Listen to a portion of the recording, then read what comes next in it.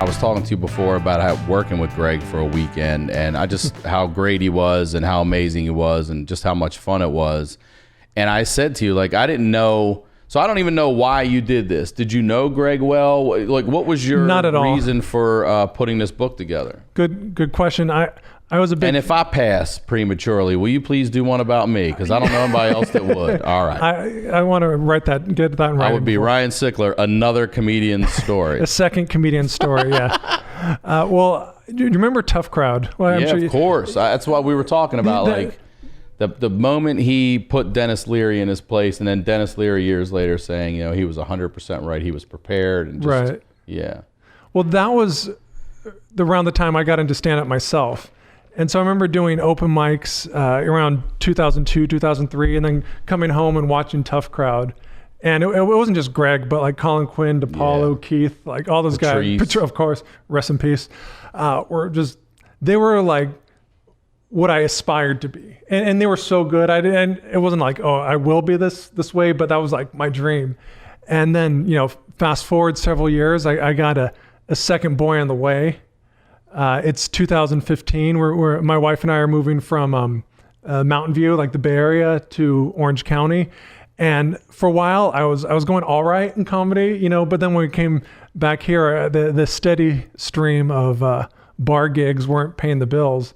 And I had the realization, like, I got to do something to make actual money, especially with this next kid on the way.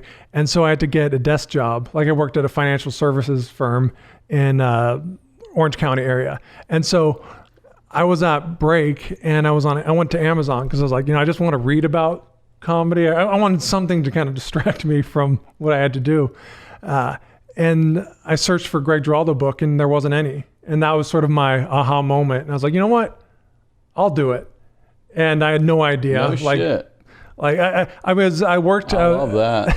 I'm so bored that you look for a Giraldo book and they didn't. I was like, I can do it. I can do that. And I had no. Hey, is it Taco Tuesday? All right.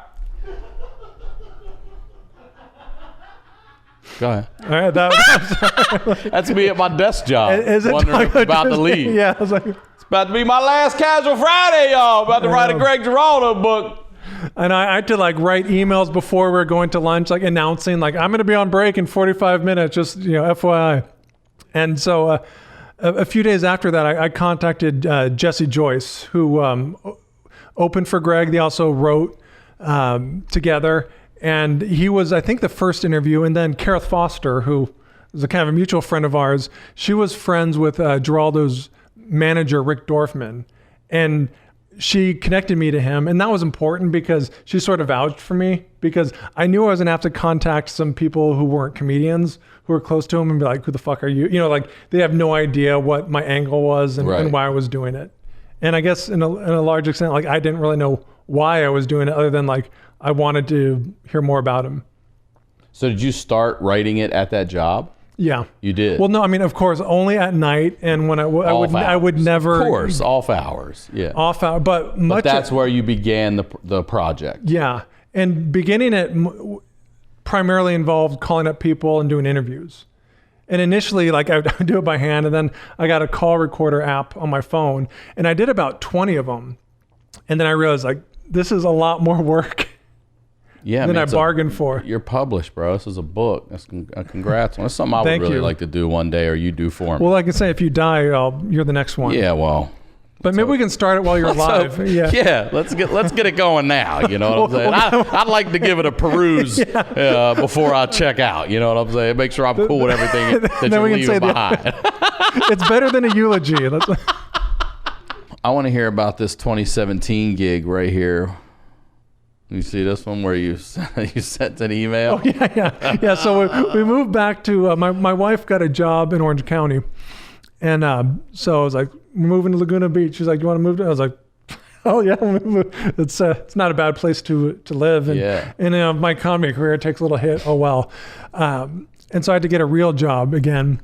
And this was at a like old school financial services company, basically pitching index fund, mutual funds to like very conservative in terms of like investment style. Mm-hmm. And I was pretty good at it. I'm not great, but enough to where like I was employable. And then like they wanted to get more clients, so no shit, you want to get more clients. And this one client was this family, and it's like, you see a lot of this, I'm sure. It's like almost like the buses. It's like the ones that make the money are real smart. And then the kids doesn't always carry over to the next generation. So they do all sorts of things to like preserve wealth for their rest of their deadbeat families. Yeah. And so there's this trust fund kids, but these were like 50-year-old kids, and so you got to. They're not kids. Yeah, but they're counting on mommy and daddy's money. Yeah, I bet. And so it was a relatively big, several $1 million opportunity. And so you got to get a bunch of information. So say you're a client. I need to know where you live, your income, a lot of kind of personal, but not like, I'm not asking you to pull your pants down kind of thing. So you write all down. And this was a family. So I had to get it from everyone. Let me see you jump rope. Exactly. Let me see. Can you squeeze a Capri Sun with one hand? Are you always so mean, Randall? If putting me down makes you taller, fine. No, I didn't put you down. I was telling you it's your chance to have redemption on that. Be like, listen, motherfucker, you jump rope. You jump rope. And so I sent, it was like a brother. I sent one brother's information to the wrong brother. And the one, and I was like, oh, fuck. And was that guy getting more than the other or anything like that? No, but one was like, he was making more. And like the brother whose like information I told couldn't have been cooler. He's like, basically shit happens. I had to disclose it. And I was like, dude, I'm really sorry. But like, was this attachment? They kind of look the same. It's the same questions. And then the guy, the other brother was just like pissed. Was he getting the shorter end of the stick? I don't know what the deal was. Yeah, why be so mad about that? Because he was mad that like his brother-in-law or someone saw like how much money he made, and I was like, dude, like I messed up. I'm not a good typist. Yeah, man. exactly. I told you. I should have pulled the cerebral palsy card, and I was like, if I had two functioning hands. You know what? I should have sued the people. Oh God, I should have used my right hand to reach over and hit that. I missed an opportunity here, yeah. The CP affected that brain. It said only send blank attachments and read it 3 times, Matt, before clicking send. Oh, I would have done that. I had blood in my lungs. I had blood in my lungs. When? Last night? I grew up in the rough part of Carlsbad. Yeah.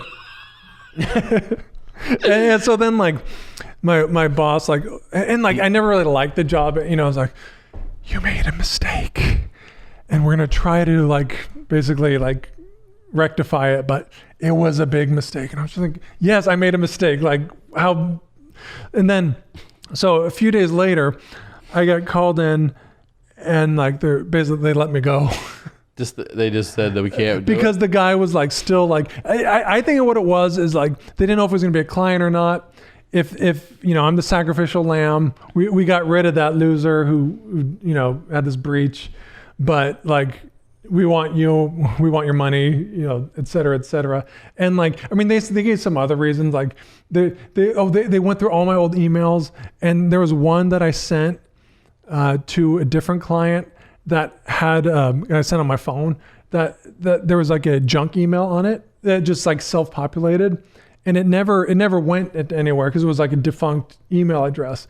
But they referenced that as like a second strike. But it meant they went through everything. I was like, that's the best you could find. Like in my head, I was like, if this is like my fatal flaw, like then I'm getting the fuck out. And this was like a month or two after we bought a house, and it wasn't cheap, and I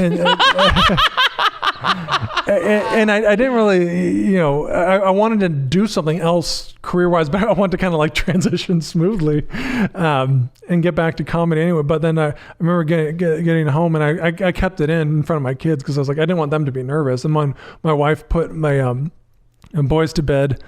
Yeah, we have 2 now, and I was gonna say at that point. Yeah. So I got 2. Yeah. Oh, and then my wife also started another business, so we got like extra loans, and I was just like, oh my God, like I thought we were gonna sell the house, which I know in the whole scheme of things, like, oh, some guy's gonna sell his Laguna Beach house, poor thing, but like it hurt, because like we just moved into it like 3 months before, and so I break the news to my wife, and like she just kind of like, fuck them, like that was kind of her attitude, like they fired you for that.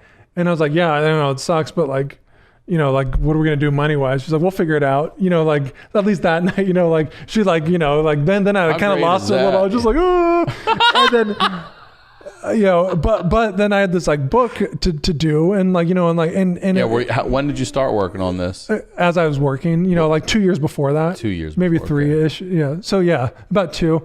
And so it gave me, this actually kind of gave me a purpose. Cause that's what I put down here. I was like, no, now I'm an author. I'm not just a comedian. I'm a comedian and an author. And like, I don't know if you call it fate or whatever, but my wife just did super well at her job and she actually did some consulting work that I could help her with.